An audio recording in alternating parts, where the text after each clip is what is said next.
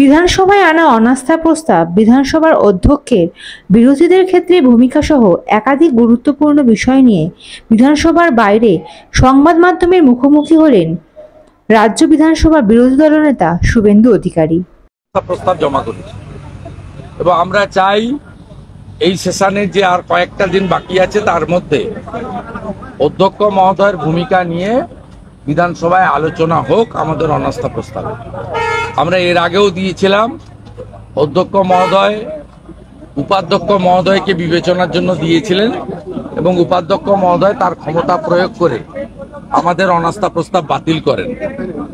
আমরা তারপরেও দেখেছি যে কোনো পরিবর্তন মাননীয় অধ্যক্ষের হয়নি এবং তিনি যে কাজগুলো এই সেশনেও করছেন বা সম্প্রতি করছেন, এটা শুধুমাত্র একটা দলকে সমর্থন করা নয়, সংবিধানকেও তিনি মানছেন না।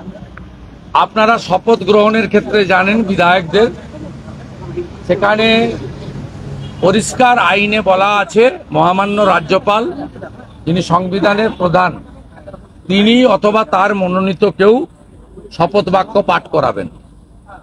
রাজ্যপাল মহোদয় প্রথমে রাজভবনে শপথ বাক্য পাঠ করানোর জন্য আমন্ত্রণ করেন, এনারা প্রত্যাখ্যান করেন। তখন রাজ্যপাল মহোদয় ডেপুটি স্পিকারকে দায়িত্ব দেন।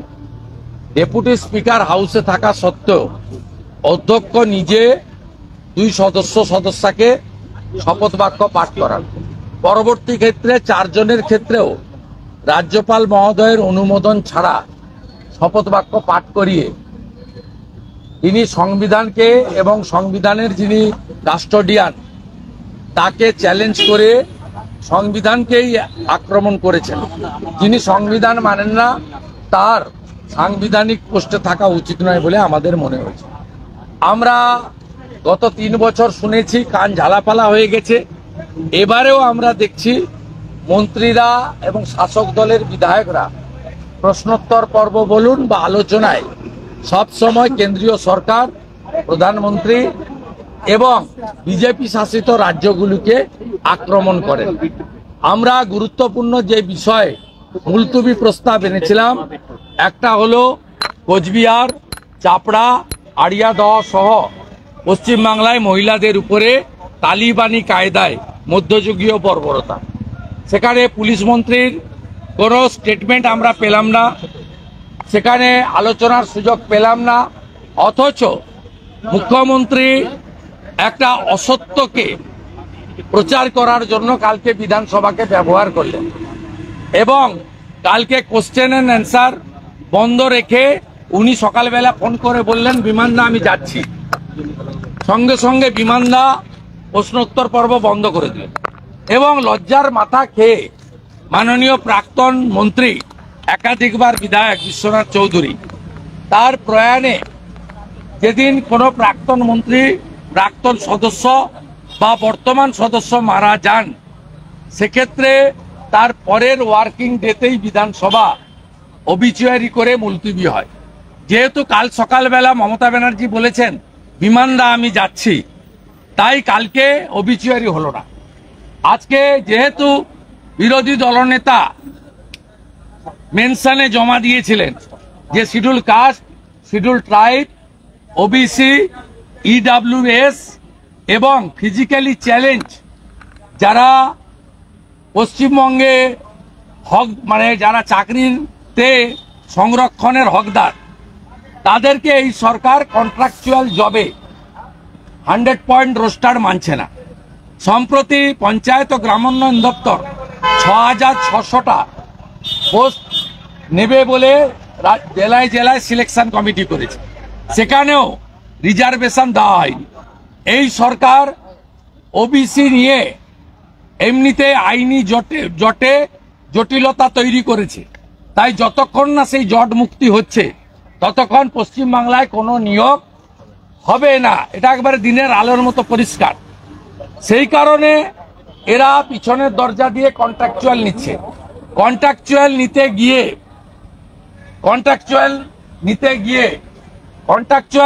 গিয়ে আজকে 100 point roaster SC ST EWS physically challenge এবং যারা এক্সাম ক্যাটাগরিতে আছে, এক্স সার্ভিসম্যান, এনুমারেটর, তারা সংরক্ষণের সুযোগ পাচ্ছেন না। আমার যেহেতু বলার মেনশনে দিয়েছিলাম, তালিকা দেখে অবিচুয়ারি অ্যান্ড অ্যাডজন, এই হাউসকে দশকর্মা ভান্ডারে পরিণত করা হয়েছে, দলের হাউসে পরিণত করা হয়েছে। আমরা ফিরহাদ হাকিমের সাম্প্রদায়িক মন্তব্যের প্রতিবাদ করেছিলাম, আমাদের অ্যাডজনমেন্ট মোশন পড়তে দেওয়া হয়নি, উল্টে আমাদের প্রতিবাদ শাউটিং স্লোগানকে বাধা দেওয়ার জন্য মেনশনে 2 মিনিটের বেশি বলার সুযোগ কেউ পান না। শ্যামল মণ্ডলকে 12 মিনিট, অপূর্ব সরকারকে 10 মিনিট ধরে স্পিকার নির্মল ঘোষের সঙ্গে পরামর্শ করে বক্তব্য চালিয়ে যেতে বলেন। নির্লজ্জের মতো একটা চোখ বন্ধ রেখে একটা চোখ খোলা রেখে যে কাণ্ড কারখানা তিনি করছেন, বিধানসভার রুলস, সংবিধান, গণতন্ত্র, হাউস বিলংস টু অপোজিশন, আর দিব্যি ছিন্নমূলের ঘাসফুল মার্কা প্রতীক গলায় ঝুলিয়ে লোকসভা ভোটে প্রচার করে বেড়াচ্ছেন দাঁত কেলিয়ে সুমন কাঞ্জিলাল, তাকে বেমালুম বলছেন বিজেপি সদস্য, তিনি বক্তৃতা রাখছেন। যাহা মুখ্যমন্ত্রী তাহাই বিমানদা, কয়েনের এপিট আর ওপিট। তাই এই অধ্যক্ষের অপসারণ চাই, এই দলতন্ত্রের হাত থেকে মুক্তি চাই। মুখ্যমন্ত্রী প্রচন্ড কান্নাকাটি করছেন, সংবাদ মাধ্যমে দেখলাম যে লোকসভার অধ্যক্ষ সাংবাদিকদের অধিকার খর্ব করছেন। ছাতা হাতে ধরে বিরোধী দলনেতা হাউস চলাকালীন পিচ রাস্তায় দাঁড়িয়ে সাংবাদিক সম্মেলন কেন করছেন? নিজের মুখটা আয়নায় দেখছেন মাননীয় মমতা ব্যানার্জি? এই যে গ্লাসের ঘরে ঢুকিয়ে দিয়েছেন, এটা কি পিঞ্জরে মে বাঁধায় খাঁচা? আগে নিজের মুখটা আয়নায় দেখুন। আপনার কোন সচিব নবান্নের বিট করা সাংবাদিকদের সঙ্গে কথা বলতে ভয় পায়। আপনি বিধানসভায় সাংবাদিকদের খাঁচার মধ্যে পুরেছেন হাউস চলাকালীন। আমি বাম আমলের বিধায়ক 2006, বুদ্ধবাবু লবিতে ভিতরে হলে বুম নিয়ে ক্যামেরা নিয়ে ঢুকতে দিতেন, শুধু হাউস চলার সময় নয়, হাউস বন্ধের সময়। বুদ্ধবাবু এখনো সুস্থ আছেন, তার কাছ থেকে গিয়ে মমতা ব্যানার্জি একটু পাঠ নিয়ে আসবেন যে বিধানসভাটা কেমন ভাবে চালিয়েছিলেন তিনি।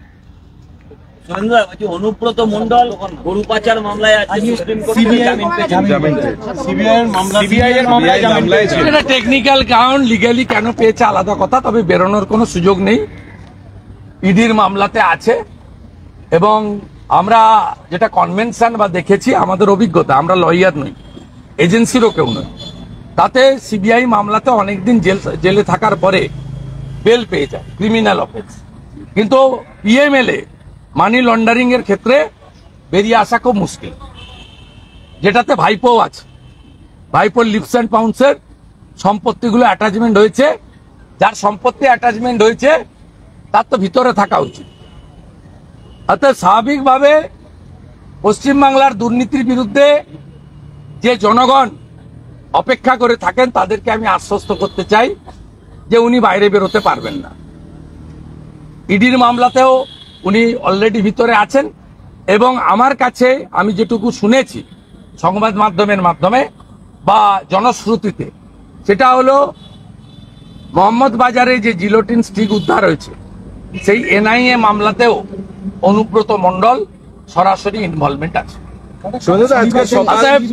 আশ্বস্ত থাকুন, আজ সকাল থেকে যা চলছে উল্লসিত আমরা। ভোট লুট যারা করেছে, যারা উত্তর 24 পরগনা থেকে ভাঙড় পর্যন্ত তৃণমূলের যারা ফাইন্যান্সিয়াল সাপোর্ট দেয়, সেই সমস্ত চালচোর, ডালচোর, চিনিচোর, গমচোর, সেই চোরেদের বাড়িতে ব্যাপক রেড চলছে। আমরা চাই এদেরকে ভালো করে ধরে রোহিঙ্গাদের মতো খাঁচায় পড়া। আমি নাম শুধু বলবো না, আমি শুধু বলবো জয় জয় শ্রীরাম। জয় শ্রীরাম, চালিয়ে যান। এই যে ট্রেন অ্যাক্সিডেন্ট হচ্ছে, নির্দেশে সুজিত বসু শনিবার সন্দেশখালি যাচ্ছে, কি বলবো?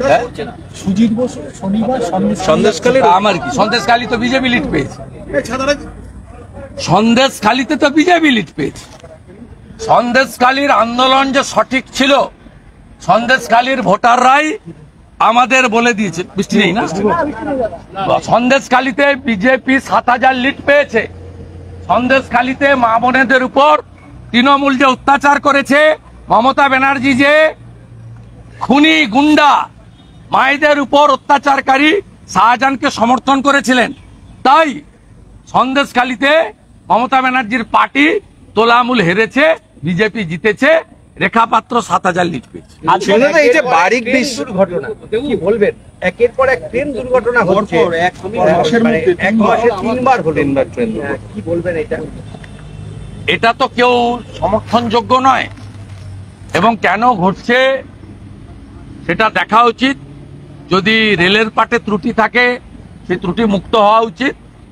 আর যদি কনস্পিরেসি থাকে, করমণ্ডল এক্সপ্রেসে যেভাবে কনস্পিরেসি হয়েছিল, সেটাও চিহ্নিত করে ব্যবস্থা গ্রহণ করা উচিত। এটা কেউ সমর্থন করে না। রেল যাত্রা নিরাপদ হোক, কারণ ভারতবর্ষে যারা বাড়ি থেকে বেরোন তার শতকরা 70% লোক রেলের উপরে নির্ভর করে।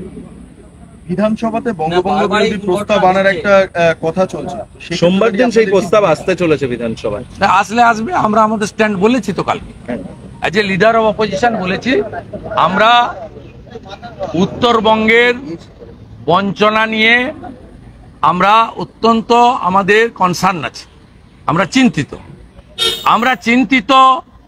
বাংলাদেশ সীমান্তবর্তী জেলাগুলি থেকে হিন্দু পলায়ন নিয়ে আমরা চিন্তিত। রোহিঙ্গারা ঢুকে পশ্চিমবঙ্গের ডেমোগ্রাফি জনসংখ্যা বদলে দিচ্ছে। আমরা চিন্তিত 72টা জায়গায় মমতা ব্যানার্জি জমি দিচ্ছেন না বিএসএফ কে বেড়া করার জন্য।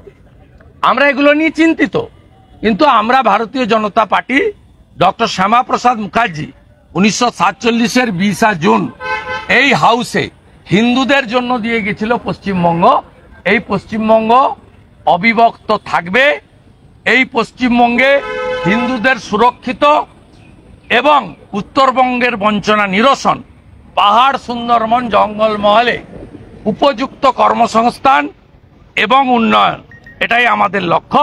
বাকিটা সোমবার দিন যখন 11টার সময় ডিসকাশন স্টার্ট হবে, আমরা ভারতীয় জনতা পার্টি আমরা আমাদের বক্তব্য রাখব, এবং আমি নিজেও এই রেজুলেশনে আমাদের পার্টির যে স্ট্যান্ড আছে কমপ্লিটলি ক্লিয়ার। বারিক বিশ্বাসের বাড়িতে এই যে কেন্দ্রীয় এজেন্সি গেল, কি উনি তো সিআইডির হাতে অ্যারেস্ট হয়েছিলেন, তারপরে কি জামিন রাজ্য পুলিশের ব্যর্থতার জন্যই আবার নতুন? না, আমি সব ইলিগাল টেকনিক্যাল পয়েন্টে যাব না, কিন্তু এটা গেছে রেশন দুর্নীতির জন্য। রেশন দুর্নীতির জন্য গেছে, রাইস মিলগুলোতে গেছে, related to the Jyotipriya Mallick এক বাকুবুর রহমান কেস, যেটুকু আমরা দেখেছি, জেনেছি, শুনেছি। এর বাইরে বাকি বিষয় এজেন্সি বলতে পারবে। I am not the representative of the enforcement directorate. I am a public representative. I am holding the post of the leader of opposition. পশ্চিমবঙ্গের লোক চান এই দুর্নীতিগ্রস্তদের বিরুদ্ধে ব্যাপক অভিযান। তাই যে অভিযান আজ সকাল 5টা থেকে শুরু হয়েছে, এর তীব্রতা এবং গতি আরো বাড়ানো হোক।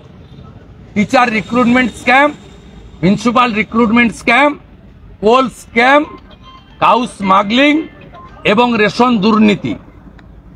এরপরে উচিত, যেহেতু মাইন্স ইডির হাতে বালি এবং পাথর, বালি, স্যান্ড এবং স্টোন, এই করাপশনেও হাত দেওয়া উচিত।